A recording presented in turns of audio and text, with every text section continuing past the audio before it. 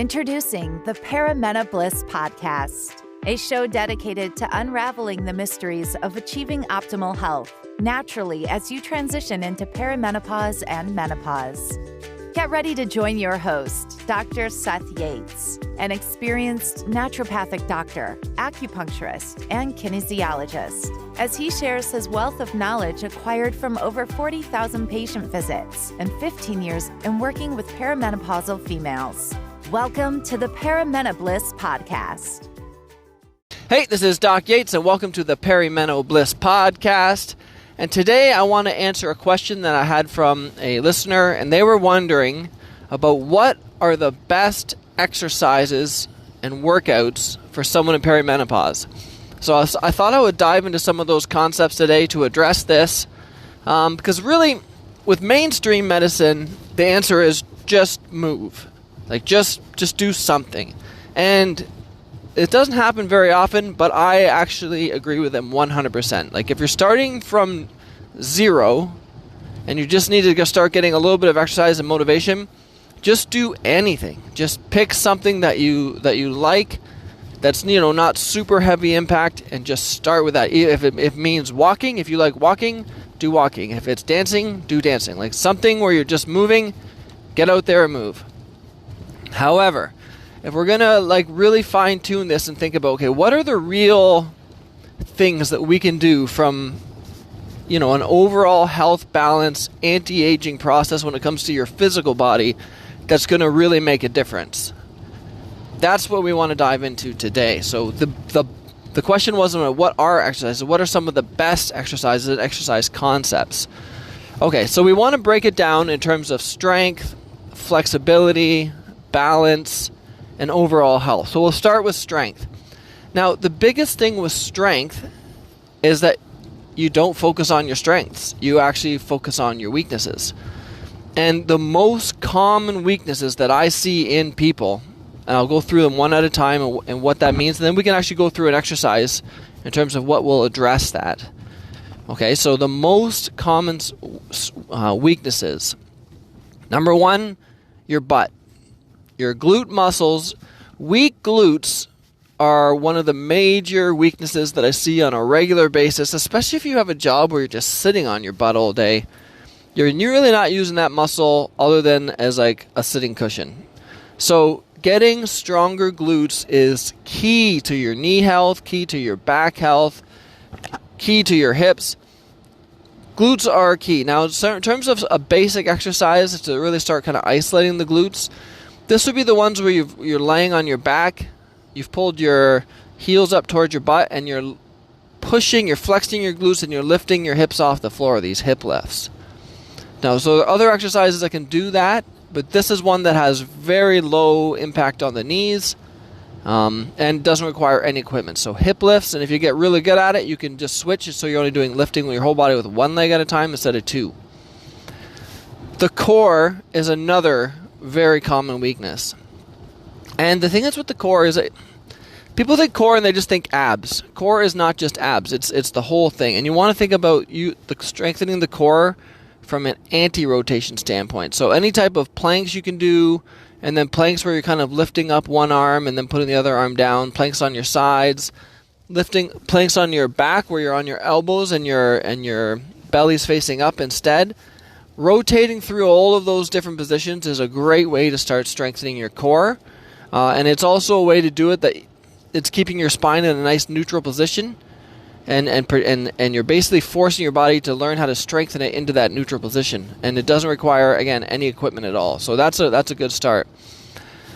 There's another muscle that's commonly weak, and this is more of a problem for females, which is why I want to dive into this one. It's called your VMO, so the vastus medialis. And if you look down at your knee, on the inside of your knee, there's that one kind of muscle that's like a little, you see it in athletes when it looks like they have almost like a ball of muscle on the inside of their knee, like in their thigh. That's your VMO. And why this is extra important for females is that a lot of females, because of the angle of their hips and legs, it's common for their kneecap to be too far to the side. And it's the job of this muscle to pull it back in. So this is a muscle that gets strengthened more when your knee is bent, and they call it like knee over toe exercises. So a basic example is backwards walking will help strengthen this. Backwards step up, so you could just say go onto the bottom stair of your house, and you would stand on one foot on the bottom stair, and then you would just, if you wanted to keep your hand on the rail for balance, you could. And then you just kind of bend your one knee forward that you're standing on and try and touch your heel towards the ground. And that will help strengthen that knee, the front of that VMO, to help protect your kneecap. Next, we've got the posterior deltoids and your mid-back. And these we're going to go into at the same time. So your posterior deltoids are at the back of your shoulder. And then the mid-back, you want to think of those muscle areas between your shoulder blades. This is not just for females. This is really for anyone with a desk job. Because when you're sitting and you've got this kind of what we'll call like a bent forward posture, like a bit of a slouch posture, you need to strengthen these muscles to help get yourself up straight. And the easiest way to do this is anything that involves a type of rowing activity. And the thing is with that row is that you don't want to just pull it a little bit. You want to pull, if you're pulling with a bar or with cables or with a dumbbell, you want to pull until your hands are basically touching to your shoulders. So you want to pull all the way back, so you have to squeeze your shoulder blades all the way back. You want to keep your neck relaxed, but you really want to squeeze in between your shoulder blades to do this movement, as if you're trying to like squish a pencil and hold a pencil between your shoulder blades. That is a very important exercise. Now we want to talk about the flexibility. And to no surprise, the muscles that usually need more stretching are the opposite muscles of the ones we just talked about that need more strengthening. Because muscles work in pairs. Muscles are like cables that are balancing a pole, and if one side is weak, the other side is going to be pulling too tight. They counter each other. So with that being said, in terms of the glutes, strengthening the glutes, the front side of your hips are your hip flexors, and this is a very common tight area. Hip flexors and psoas, a lot of back issues are because of this. So really strengthening out your stretching out your hip flexors. Now these exercises are a little bit harder to describe, but deep lunges, where you're still going into a lunge with you put your back knee down, and you're trying to bring your hips down towards the ground, but you don't want to lean forward with your body while doing this. So you want to stay upright and lean down into that deep lunge. And if you get really good at it, you can grab your back foot and pull your foot to your butt at the same time. This exercise alone can help so many knee issues and so many back issues just from doing that exercise consistently. Another one that is also related because again, your butt muscle is the biggest muscle in your body, and when it's weak, a lot of muscles will tighten up to compensate. Which is one of those muscles is called the piriformis. So this is kind of along your butt, along the side of your butt. And this is a small muscle. When it tightens up, that's when you see issues with sciatica and hip pain. The easiest one to stretch in this is going to be called pigeon pose. So it's easier for me just to say that, and you can go on Google pigeon pose. It's a yoga pose.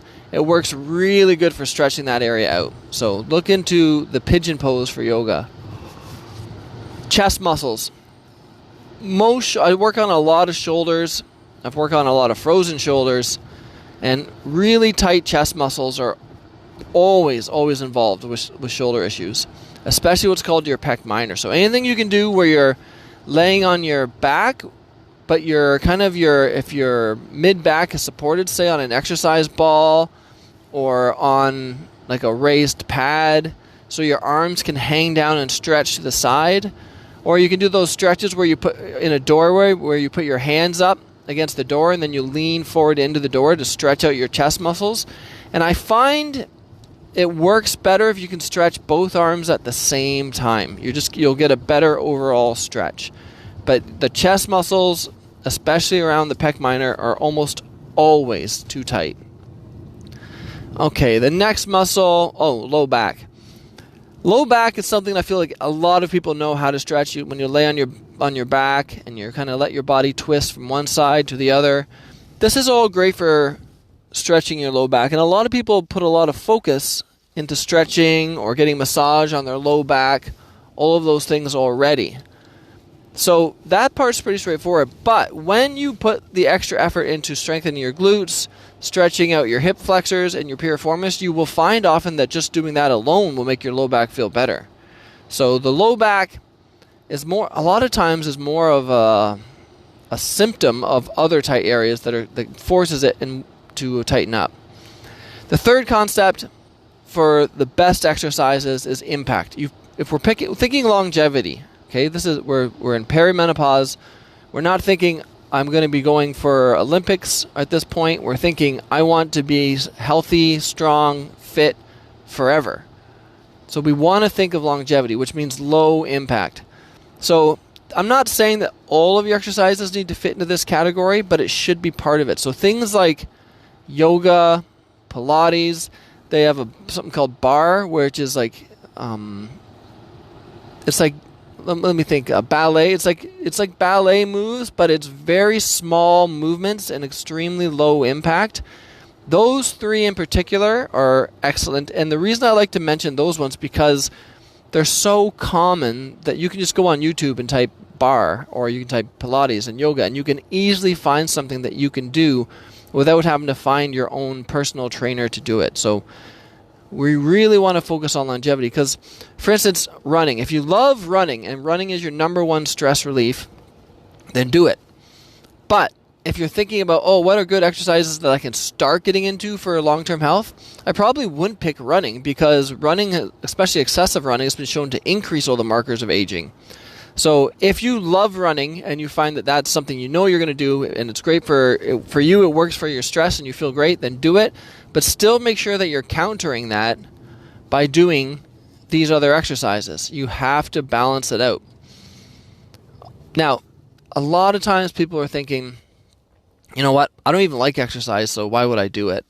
Or I just don't like it, so I don't want to do it. And the thing is, nobody, when they first start exercising, really likes exercise. Like you feel sore the next day, uncomfortable, and you only really experience the negatives with the exercise. Sometimes you'll feel a little bit of stress relief, but the amount of soreness and stuff you feel, one, it means you probably overdid it. But as your body adapts, then you start to really notice the benefits of the exercise. So if you're in that kind of mindset, I would encourage you to keep going, keep trying. And as your body adapts, you're going to see the extra benefits associated with it. You're going to see how much better you feel in the morning. You're going to see the changes in your body, the increased tone, the decreased body fat. And the thing is, sometimes if you think, there must be something wrong with me because I've even been exercising and I still don't feel like exercising. Most people, I know some people that are extremely fit. I mean, extremely, probably like eight pack fit. If I could speak, 8-pack fit. And they've been working out for decades. And most workouts, they still don't feel like doing it. But they just make themselves do it because they know by the time they're done that workout, they're going to be glad that they did it. They're going to feel the difference and the benefit from doing it. But if you think like, there must be something wrong just with me because I don't even feel like exercising, it's not just you. Most people don't feel like those workouts. They just force themselves to do it, and then they reap the rewards after. And the last kind of concern that some people have, my job is already really physical. So the vast majority of people at this point, I find, are desk jobs. But if your job is really physical, there's still a really good chance that it's not balanced. You should be able to recognize, I always doing this thing in my job, it's always right-handed, or I'm always just picking up stuff, or I'm always bending in this direction. You still should be doing exercises, even if it means just stretching and flexibility work at home, to counter that work. So even if your job is physical, you still should be putting in probably even like 15-20 minutes at home to stretch, and it's going to make it so that you can do your job better and do your job longer without it leading to repetitive injuries and pain. So I hope this gave a little, just to kind of review, we need to focus on strengthening your weaknesses. We need to focus on stretching your tightness. Some of the best things that kind of do this would be a mixture of weights, Pilates, yoga, or bar classes. And you can pick in between, that way you have variety. And avoid things that lead to, if you're just starting, avoid things like excess running or anything of high impact. And just remember, you're not the only one who feels like they don't want to work out. Most workouts, I don't feel like I want to work out. So don't feel like there's something wrong with you or broken inside of you and you're like everyone else loves it and you don't. Most people don't really like it that much. But you will, after you do it for a while, you're going to like to feeling the benefits and seeing the benefits that's associated with it. So I hope this gives some information and help and get you on track to working out in a nice, safe, and sustainable way. This is Doc Yates signing off. Thank you for tuning in to the Perimenopause podcast.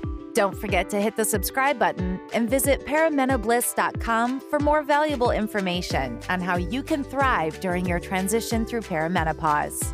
Join our community of like-minded women who are dedicated to achieving optimal health naturally, and stay up to date with the latest tips, tricks, and advice from Dr. Seth Yates. And we'll catch you on the next episode of the Perimenopause podcast.